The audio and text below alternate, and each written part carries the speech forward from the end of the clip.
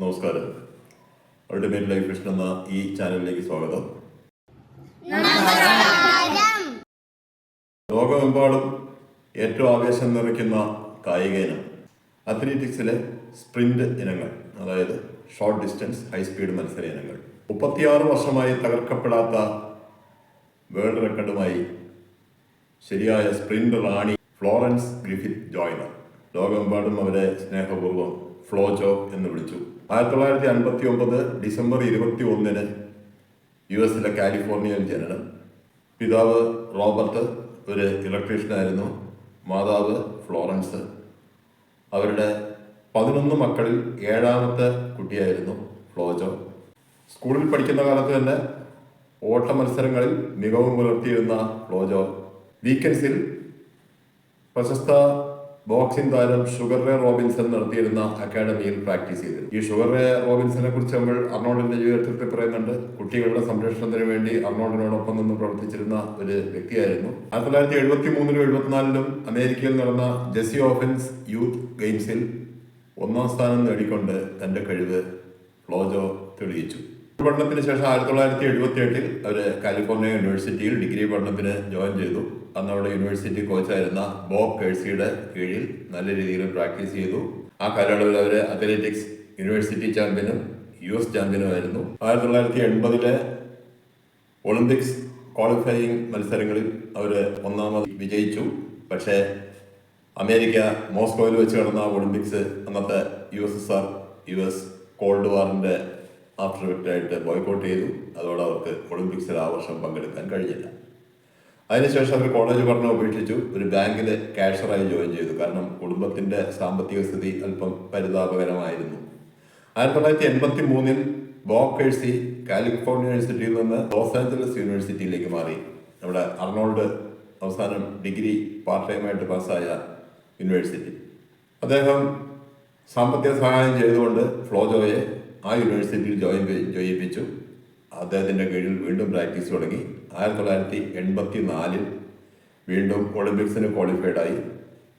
Loss ആഞ്ചലസിൽ വെച്ച് നടന്ന ആ ഒളിമ്പിക്സിൽ അവർ 200 മീറ്ററിൽ സിൽവർ മെഡൽ നേടി.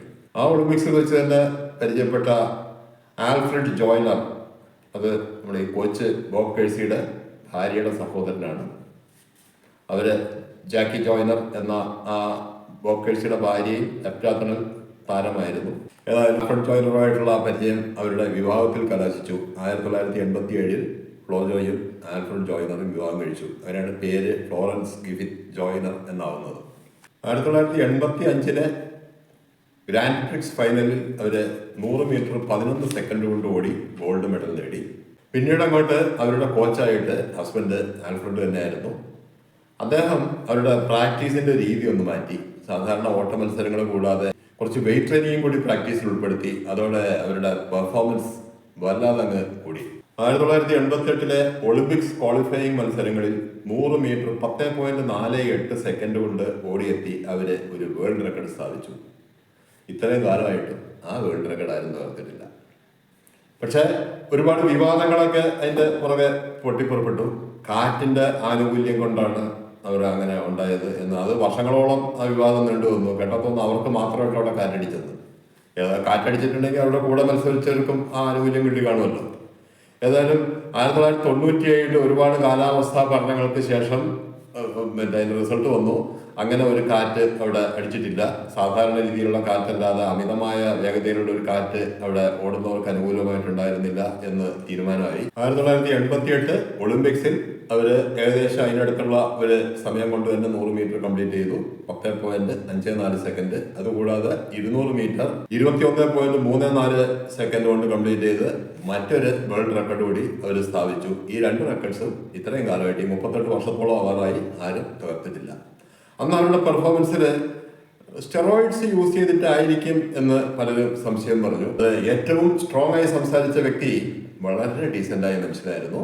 അതേ ഒളിമ്പിക്സ് 1988 സൗത്ത് കൊറിയയിലെ സോളിൽ നടന്ന ഒളിമ്പിക്സിൽ 100 മീറ്ററിൽ വേൾഡ് റെക്കോർഡോടെ സ്വർണം നേടുകയും അവസാനം സ്റ്റെറോയിഡ്സ് ഉപയോഗിച്ചു എന്ന് തെളിയിക്കപ്പെട്ട് മെഡൽ തിരിച്ചു കൊടുത്ത് നാണം കെട്ട് അവിടെ നിന്ന് പോവുകയും ചെയ്ത ബെൻ ജോൺസനാണ് ഫ്ലോജോയെ കുറിച്ച് സംശയം പറഞ്ഞ വ്യക്തികളിൽ പ്രധാനപ്പെട്ട ആൾ. ആ ഒളിമ്പിക്സിലാണ് ശരിക്കും ഈ സ്റ്റെറോയിഡ്സിൻ്റെയൊക്കെ ടെസ്റ്റ് ഏറ്റവും സ്ട്രിക്റ്റ് ആയിട്ട് നടക്കാൻ തുടങ്ങിയത്. ഫ്ലോജോ അത്തരം എല്ലാ ടെസ്റ്റുകളും വിജയകരമായി കടന്നുകൂടി. ബെൻ ജോൺസൺ മെഡൽ തിരിച്ചു കൊടുത്തു എന്ന് മാത്രമല്ല, അതിന് മുമ്പ് നടന്ന പല മത്സരങ്ങളിലെ മെഡൽ പോലും പിന്നീട് വേൾഡ് അത്ലറ്റിക് ഫെഡറേഷൻ അദ്ദേഹത്തിൻ്റെ തിരിച്ചു വാങ്ങിച്ചു. 1989 അവർ റിട്ടയർമെൻറ്റ് പ്രഖ്യാപിച്ചു. അതിൻ്റെ പ്രധാനപ്പെട്ട കാരണം ആ വർഷം അവർ പ്രഗ്നൻ്റായി. 90 മേരി റൂത്ത് ജോയ്നർ എന്ന ഒരു മകൾ അവർക്ക് ജനിച്ചു. ആ സമയത്ത് തന്നെ അവർക്ക് ചില ആരോഗ്യ പ്രശ്നങ്ങളും അനുഭവപ്പെട്ടു. പ്രധാനമായിട്ട് ഈ അപസ്മാരത്തിൻ്റെ ഒരു വകഭേദം. പിന്നീട് വർഷങ്ങളോളം അതിൻ്റെ ട്രീറ്റ്മെൻറ്റിലായിരുന്നു. ആ വർഷം തന്നെ ബെസ്റ്റ് US അത്ലറ്റിനുള്ള അവാർഡും അതുകൂടാതെ ബെസ്റ്റ് ഇൻ്റർനാഷണൽ ഫീമെയിൽ അത്ലറ്റിനുള്ള അവാർഡും അവർ തേടിയെത്തി. ഒരുപാട് കമ്പനികളുടെ മോഡലായിട്ടും പിന്നെ അതുകൂടാതെ അവർ സ്വന്തമായിട്ട് ഒരു ഫാഷൻ ഡിസൈനറായിരുന്നു.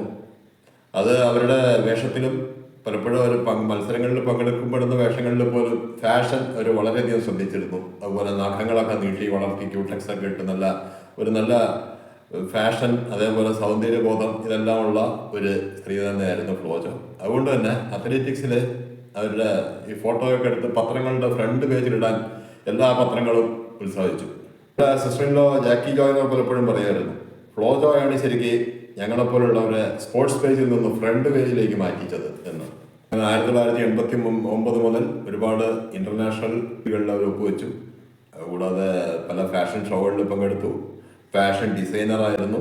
പല രീതിയിൽ അവർ തിളങ്ങി. അവരുടെ ഒരു പ്രധാന മകനായിരുന്നു believe achieve succeed. US Bill Clinton പ്രസിഡന്റായ സമയത്ത് നമുക്ക് ഓർമ്മയുണ്ട്.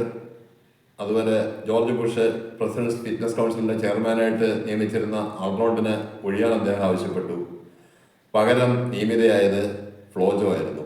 ആ സമയത്താണ് അർണോൾഡും ഫ്ലോജോയും പരസ്പരം പരിചയപ്പെടുന്നത്. ഒരേ യൂണിവേഴ്സിറ്റി പഠിച്ചാണെങ്കിലും അർണോൾഡ് പാർട്ട് ടൈം സ്റ്റുഡൻ്റ് ആയിരുന്നു. അവരൊന്ന് പരിചയപ്പെടാൻ കഴിയില്ല. ഈ പ്രസിഡന്റ് ഫിറ്റ്നസ് കൗൺസിലിന്റെ ചെയർപേഴ്സൺ ആവുന്ന ആദ്യത്തെ വനിത ഫ്ലോജോ ആയിരുന്നു. അർണോൾഡിനെ വളരെയധികം ബഹുമാനിച്ചിരുന്ന അവർ പലപ്പോഴും ഈ ഫിറ്റ്നസ് പ്രൊമോഷൻ മീറ്റിങ്ങുകളിൽ പറയുന്നൊരു കാര്യം ഉണ്ടായിരുന്നു, എത്ര തിരക്കിൻ്റെ ഇടയിലും നമ്മൾ മനസ്സ് വെച്ചാൽ നമുക്ക് ഫിറ്റ്നസ്സിന് അഥവാ എക്സസൈസ് എടുക്കുന്നതിന് സമയം കണ്ടെത്താൻ സാധിക്കും. അതിന് ഏറ്റവും വലിയ ഉദാഹരണം വേറെ ആരുമല്ല, അർണോൾഡ് തന്നെയാണ്. കാരണം അർണോൾഡ് ആ സമയത്ത് ഏറ്റവും തിരക്ക് പിടിച്ച ഹോളിവുഡ് സ്റ്റാറാണ്, ഏറ്റവും തിരക്ക് പിടിച്ചൊരു ബിസിനസ്മാനാണ്. അതിനിടയിലും അദ്ദേഹം എക്സസൈസിന് സമയം കണ്ടെത്തുന്നുണ്ടായിരുന്നല്ലോ. 1996 ഒരിക്കൽ കൂടി അവർ ഒളിമ്പിക്സ് ക്വാളിഫയിങ് മത്സരത്തിൽ പങ്കെടുക്കാൻ തീരുമാനിക്കുന്നു. ഇത്തവണ ഇനം ഒന്ന് മാറ്റി 400 മീറ്റർ. അതിന് കാരണം ചോദിച്ചവരോട് പറഞ്ഞത് 100 മീറ്ററിലും 200 മീറ്ററിലും ഞാൻ ഒരു വേൾഡ് റെക്കോർഡ് സ്ഥാപിച്ചു കഴിഞ്ഞു, ഇനി 400 മീറ്ററിലും കൂടി എനിക്ക് ഒരു വേൾഡ് റെക്കോർഡ് സ്ഥാപിക്കണം എന്നായിരുന്നു. പക്ഷേ ഈശ്വര നിശ്ചയം മറ്റൊന്നായിരുന്നു. വലതുകാരൻ്റെ ടെൻഡനിൽ പരിക്ക് പറ്റി അവർക്ക് ആ ക്വാളിഫയർ റൗണ്ട് കംപ്ലീറ്റ് ചെയ്യാൻ പറ്റി. 1998 സെപ്റ്റംബർ 21 39ാമത്തെ വയസ്സിൽ ഉറക്കത്തിനിടയിൽ അവരുടെ ആ അസുഖം, ആ അപസ്മാരബാധ പെട്ടെന്ന് സംഭവിക്കുകയും അങ്ങനെ അവർ അന്തരിക്കുകയും ചെയ്തു. മരണത്തിന് അനുശോചിച്ചുകൊണ്ട് അർണോൾഡ് പറഞ്ഞതായിരുന്നു, അമേരിക്കയ്ക്ക് ഒരു നിധി നഷ്ടപ്പെട്ടു എന്നായിരുന്നു. ആ ആത്മാവിന് നിത്യശാന്തി നേർന്നുകൊണ്ട് ഇന്നത്തെ വീഡിയോ അവസാനിപ്പിക്കുന്നു. നമസ്കാരം.